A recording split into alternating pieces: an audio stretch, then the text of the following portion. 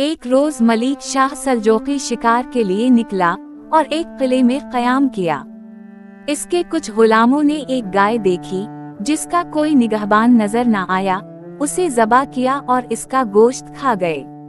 वो गाय एक बूढ़ी औरत की थी जो अपने 3 यतीम बच्चों के साथ उसी गाय के दूध से गुजर बसर करती थी।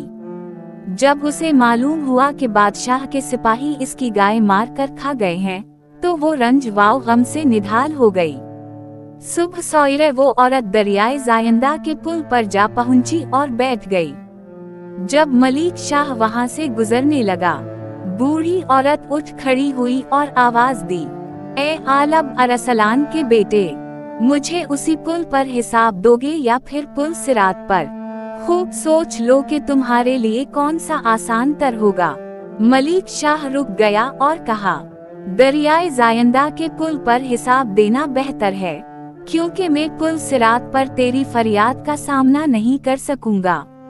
अब बताओ क्या मुआमला है?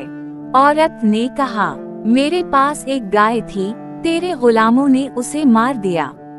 ये जुल्म आखिरकार तेरी ही गर्दन पर है, क्योंकि तूने अपने दरबारियों को बेलगाम छोड़ा है। मलिक शाह ने फौरन हुक्म दिया कि इन गुलामों को तलाश किया जाए।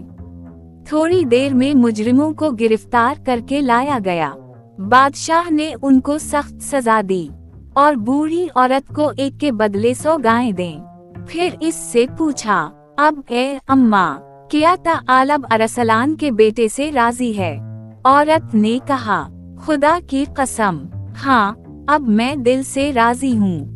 जब मलिक शाह का इंतकाल हुआ, वही औरत उसकी कब्र पर आई, माथा जमीन पर रखा और रो कर कहा, ए मेरे परवरदिगार, आलब अरसलान का ये बेटा बावजूद अपनी सल्तनत व शान के मेरे साथ इंसाफ और सखावत से पेश आया, तो भी इस पर फजल फरमाए और इसकी खताएं मुआफ कर दे, तुझसे ये कोई बैद नहीं।